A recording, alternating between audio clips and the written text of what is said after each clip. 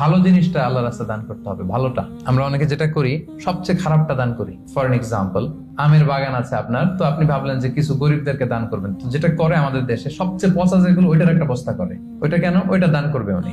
এরপর ধরেন রিক্সা থেকে নামছেন, হঠাৎ একজন ভিক্ষুক ফরিয়া দিয়ে এসে হাত পাতলো। তো এখন আপনি ভালো মানুষ, আপনি দান করেন, দিতে চাচ্ছেন, তো পকেট থেকে টাকা বের করে খুঁজতেছে যে সবচেয়ে পুরাতন নোট কোনটা।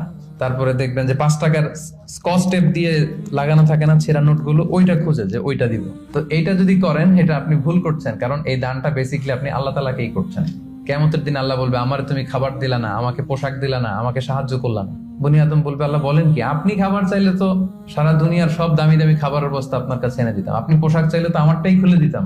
আল্লাহ বলতেন, ওই যে অসহায়, পীড়িত, দুস্থ, সুবিধা বঞ্চিত মানুষগুলোকে খাওয়ালে আমাকে খাওয়ানো হতো, তাদেরকে পড়ালে আমাকে পড়ানো হতো। তো এই যে আপনি ছিঁড়া নোটটা যে গরিবের হাতে দিলেন, আসলে ওইটা আল্লাহরে দিয়েছেন আপনি, এটা কখনোই করবেন না। আল্লাহ তাআলা বলছেন, ওয়ালা তায়াম্মামুল খাবিসা মিনহু তুনফিকুন, খারাপটা আল্লাহরে দিও না, আল্লাহর রাস্তায় ভালোটা দিবে। সবচেয়ে ভালোটা যদি আপনি আল্লাহর রাস্তায় দিতে না পারেন, তাহলে আপনি তো ইমানদারি হতে পারলেন না। তাই আমরা ভালোটা দিব খুঁজে খুঁজে। আপনি আম বাগানের মালিক, আপনি সবচেয়ে টসটসে পাকা এক বস্তা আম আপনি কালেক্ট করবেন, যে এটা আপনি দান করবেন। ধরেন যে 10 টাকার কচকচে নোট নিয়ে আপনি সবসময় ঘুরলেন এবং এটা প্ল্যান করলেন যে যখন দিব, এই চকচকে 5 টাকার নোটটা দিব, কারণ আল্লাহ বলেছেন সবচেয়ে ভালোটা আমার রাস্তায় দাও। তো এই অভ্যেসটাকে আমরা একটু করতে পারবো ইনশাআল্লাহ।